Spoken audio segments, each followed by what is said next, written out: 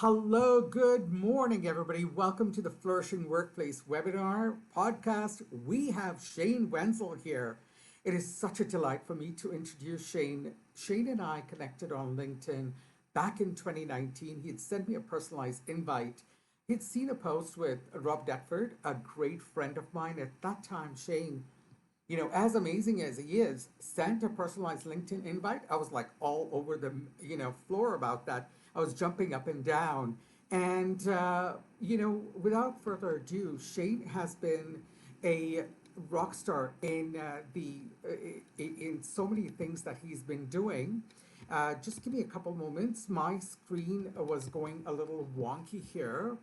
My apologies. It's okay on my end. I don't see any wonkiness. Okay. No, the his descriptive has gone. Oh dear. That's okay, Alnor. Tell us a little Yeah. bit from your heart about Shane. Okay, I thank know you. you got stuff that you love about this man. Love it. Well, what I love about Shane is that he keeps it real. He shares what is in his heart, and he's really passionate about Alberta and businesses and keeping workplace cultures real. Shane is a podcaster. He's an avid social media commenter. He creates great posts that are all over on the internet, as well as Shane is a proud member of the LGBT community. Without further ado, thank you so much for allowing me to invite Shane to the podcast today. Well, thanks for having me, Eleanor and Connie. That's wonderful to be able to be a part of all this.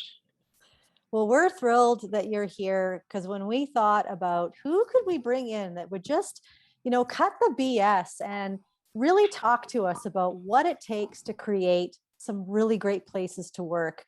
You were definitely the first person we thought of because, well, not only do you say things straight, but you've created a fantastic company.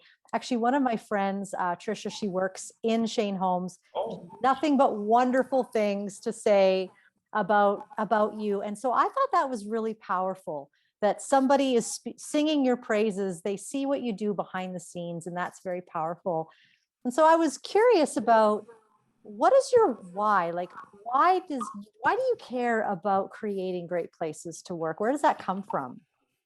well, I think it comes from my parents. I have two very entrepreneurial parents. My God. You can imagine, being a young child, the kind of conversations you have around the table when you've got two A-type personality parents. So I think at a young age you kind of determine, yeah, I have a purpose here, and I have to grow it from there. And coming into the company at a young age, which I did. I mean, online I only talk about my full-time career here, but I mean, I was working part-time when I was 14 years old on the job sites. I would get picked up early in the morning and dropped off late at night, and I was doing the odds and sods jobs in the field, laying patio blocks, cleaning up job sites, cleaning out houses, and that came from my parents. Those are the work ethic, or rather, that was the work ethic that they built into me at a very very young age. And then along the way, you end up determining a little bit more about what that why is, and developing your own values on top of that. So I had two incredible teachers that helped me grow to where I am today. That's fantastic. Thank you so much. I love it when we acknowledge our parents because, that's where we get that. Now, just to tap a little bit more into that, would you tell us what has been successful for you in creating that why? You surround yourself with a lot of great people.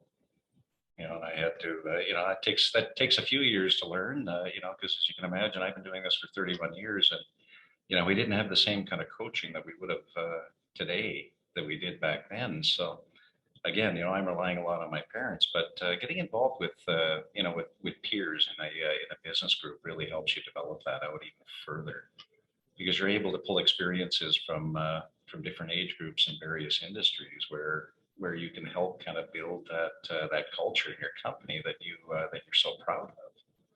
So that's where I'd say a lot of that came from. Yeah, people are the right people, and having the right people investing in us so that we can carry something on. That's very powerful. And we don't hear that a lot today in our world of climbing the corporate ladder, moving from one place to another place. It doesn't seem to have a lot of attention. And I'm really thankful that you brought that up today, because it's something that is really important. And I think it applies so much even to mental health. This idea, that we're seeing people really languish. That word is out there, languish, flounder around. They're trying to figure out their way. Workplaces are trying to figure out their way. And I think it's because our focus has been just on places like climbing the ladder, like doing it alone, not really, maybe not even wanting to listen to our parents, or not wanting to listen to those who have passed us a legacy, not being teachable, those types of things. That it's incredible. It takes incredible humility to do what you're doing and to surround yourself with people.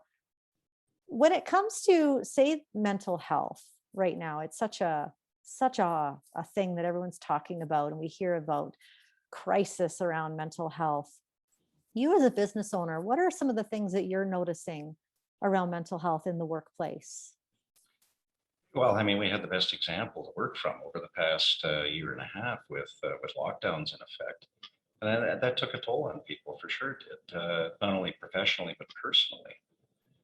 And I think what you have to do, and what we did a lot of here at the group of companies, was we increased our communication. You had to check in with people quite regularly just to find out where you at. And again, it wasn't limited to just their professional lives. It was their personal lives if they needed someone to talk to. Because as we can all appreciate, now you're forced to work remotely in cases, and that kind of isolation really is of no benefit to people when they're used to coming in and working with their colleagues on a daily basis. So you do have to check in with them a tremendous amount, and you have to give them a little bit of latitude if they need space and time to collect their thoughts, or at least support their family through what they're going through. So yeah, I mean, you really need an understanding team of people at the executive and management level to make this all work. It's not just one individual. So like I said earlier on, I'm very blessed to have the kind of team that I do around me here, because we collaborate a tremendous amount, and I think that helped us get through the bumps and all the waves of the past year and a half. Wow, that's incredible. Talking about the check-in culture, and so many times, people are not, they still that mental stigma. They still is that stigma around mental illness. They still a stigma around being vulnerable and being open and sharing what you're going through, because many times people say, oh, well, you know what, just go get over it. Or the things that really get me going are, you know, pull your pants up, be a man about it. And that just drives me up the wall. So, it's really remarkable that you've shared that you have that check-in culture, you have that understanding that even at the leadership level, is that you have that communication process that's going on. These are all crucial things. And, when we talk about psychological safety in the workplace, these are things that so many people, when they show up to work, they are not there emotionally as well as mentally. And looking at, so many organizations, that could be a very big of a safety issue. So with that, what I would love to find out is, what do you wish every business owner would know about creating that belonging at work? Because I think that's something that you are doing incredibly. You know what? I think that comes down to the values in the organization, and we place a lot of emphasis on that. And but it's also having that genuine ability to care for the people who work for you. They are a part of your team. They do make your company and your organization rather what it is. So you have to be able to spend the time to give that additional support. And like I said, it doesn't happen alone. So I mean, I mean, really, we've had to become more flexible as well. And, there was always the ability to, but recognizing what was going on, we had to do this even more. Again, if people needed that extra time just to get home, or they needed that flexibility to start later in the day, because of course, back then we had children out of school and parents playing a dual role of teacher and parent. You had to be flexible for them, and they didn't need the added stress of you have to be here at 8 and we're done at 4:30. If they had to show up at 9, or if they had to come in at noon and work from there or work from home, then you have to allow that flexibility and take the stress away from them. Nobody needs the additional stress. Isn't that the truth? I would love to ask you a little bit about that, because as a business owner, I'm sure that must have been challenging. I mean, on one hand, you have, probably bottom lines that you need to reach, and probably have goals that you want to reach. And when, things like COVID throw a curveball, or perhaps employees that are struggling, like, what is that like for you as a business owner? As a business owner, I had less gray hair a year and a half ago, and then a year and a half later, I had way more. Uh, that aside, I mean, it's a challenge, but I think it's a good challenge, because you begin to take a look at what your norms are, and you realize that you have to become a little bit more flexible and understanding, and that's how you drive your culture moving forward. Is not sitting there with that old attitude of, if it ain't broke, don't fix it. Well, maybe it is broke, or maybe it's not broken, but maybe it needs to just be broken again to find, what is the best approach to keeping people employed. And I know that we'll continue to challenge that moving forward, because this is there are some changes afoot out there. The world has changed around us, and again, we have to be more flexible with it. I guess the simple way of looking at it is, if you're not prepared to change, then it's time to step aside. There's other people who will. Bravo, bravo.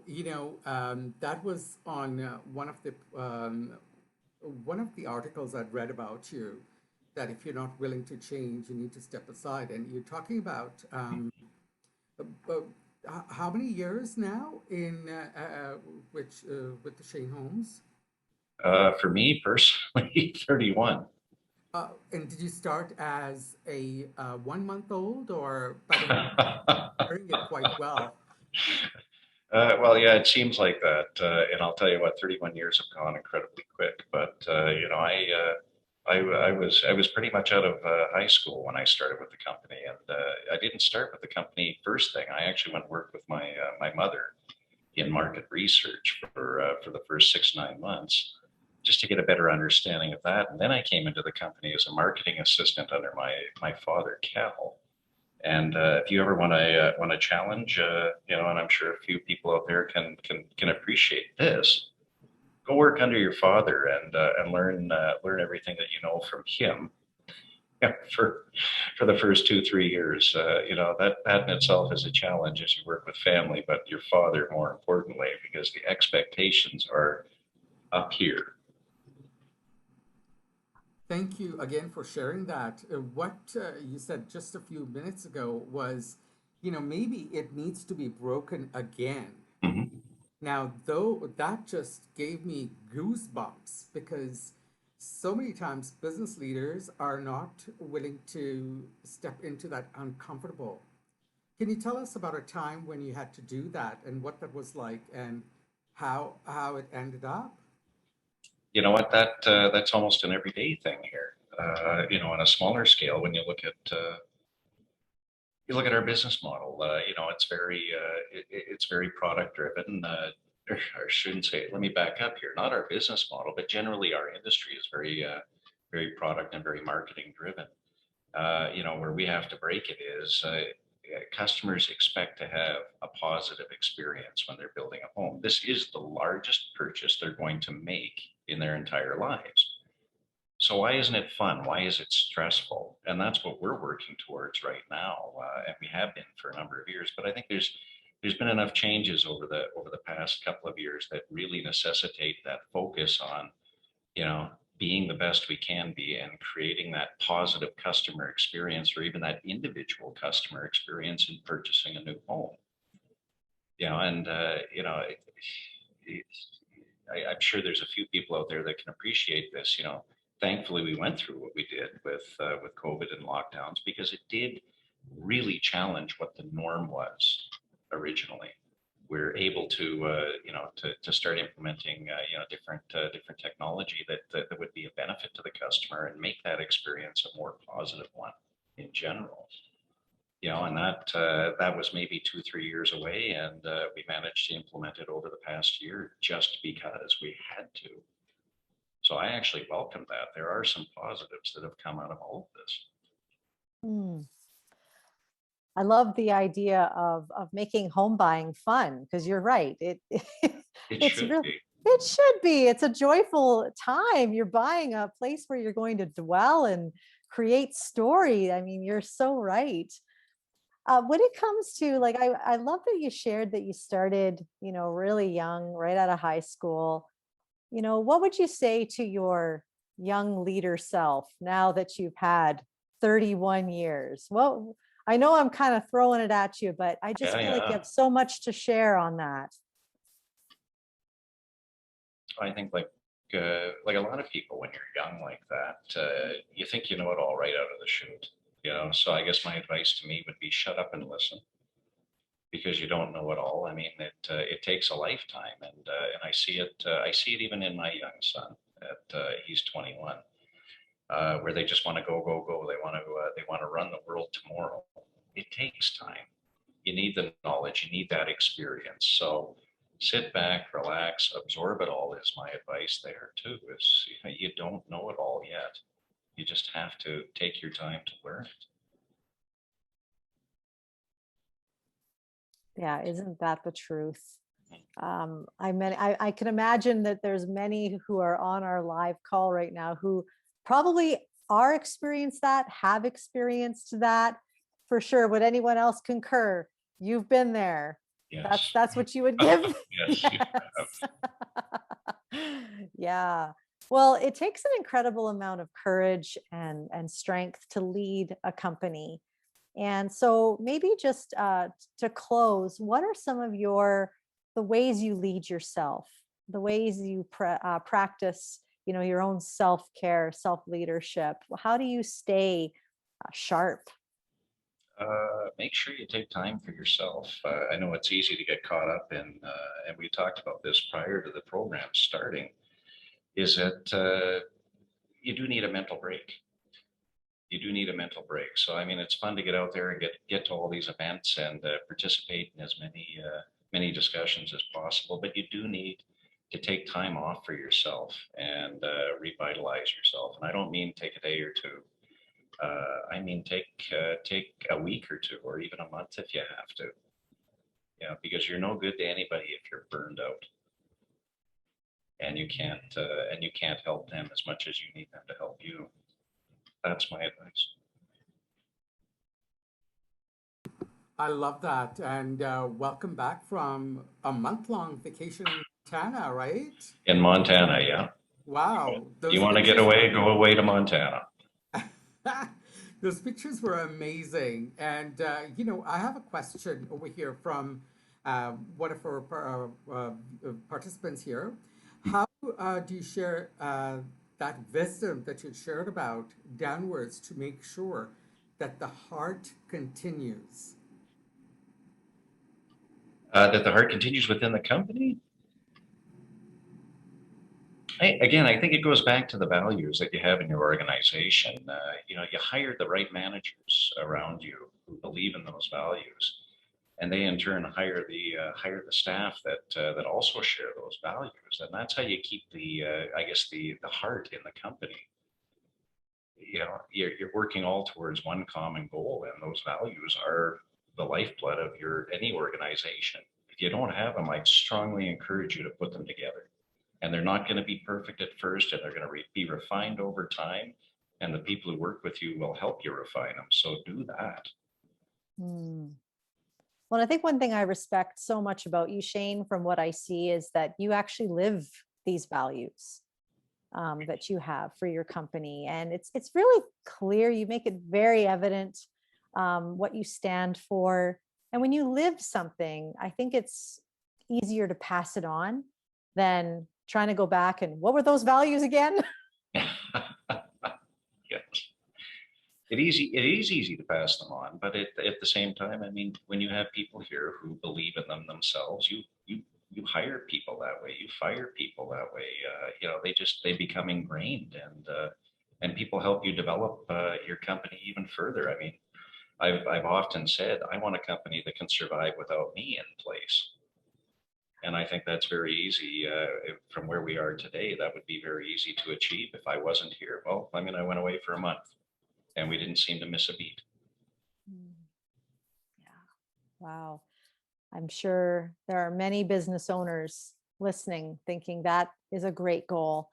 Shane, we want to thank you so much for coming on here and sharing your wisdom with us. And we really value you. We value your time. We value what you're the culture that you're creating with Shane Homes.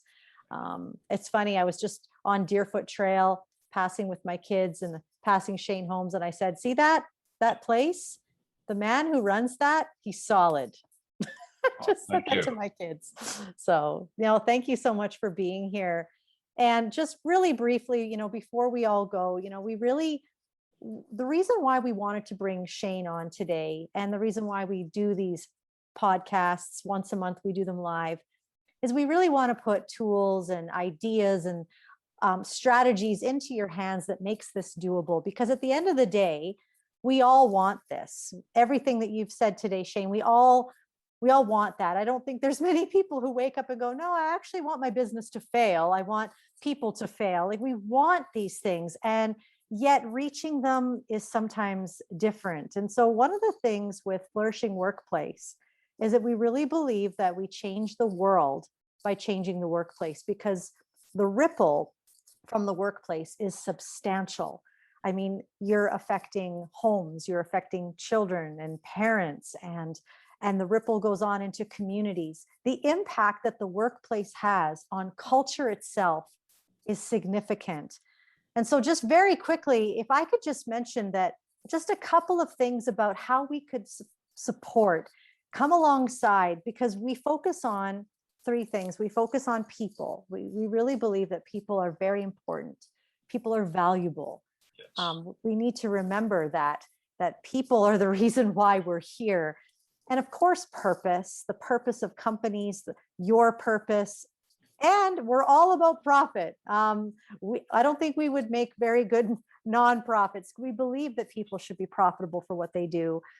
And yet, at the same time, in COVID, many businesses, they really struggled with their team culture, and a lot of people were feeling overwhelmed. And so what we have is we basically have a simple process. We identify challenges, we provide evidence-based solutions, and this creates healthy teams and improves your bottom line. And that's kind of what we're about. We spend way too much time at work for it to be toxic or tense. We don't want those things. That's no fun. And so what we want to do is we want to come alongside and help, because we really believe that the workplace is where everyone can thrive, everyone can belong, and everyone can contribute. And so if you're interested, please reach out to Alnor or Brad, who's on our call. If you're on our podcast, please feel free to reach out and message us. But again, Shane, thanks for living that. And that's why you're here, because we see you and we value you, and we just think that you're doing incredible things. Connie, Eleanor, thank you very much for having me. And I'm happy to continue the conversation if anybody wants to. I mean, you can find me on a few of the social media platforms, and don't be afraid to say hi or ask a question. I'm more than happy to try and give you an answer. But thank you again for having me today, and I appreciate that everybody took time out of their lunch to hop on the call and listen in. Yeah, that's wonderful. And thanks for making yourself available too for people to ask questions. That's wonderful. Absolutely. Well, on that note, everyone, thank you so much again for joining us for our live podcast. Alnor, thanks for being an incredible host. Do you have any closing thoughts? once again, this was just mind blowing. I have to come clean that I had done a Facebook Live and an Instagram Live, and I introduced you as Shane Holmes. And I was, that night I was like beating myself up, and the next morning too. And then somebody mentioned it to me, and I was like, oh my gosh. So, Shane, it's just telling me that Alnur, stop being such a perfectionist. Learn from Shane that open up your heart and, be real, be genuine. And for that, I cannot thank you enough for mentoring me, in that way as well. So, deeply grateful that you've joined us today. Thank you again, Alwar. All right. On that note, everyone, have a wonderful day and stay in touch. Bye now. Bye, everyone. Take care.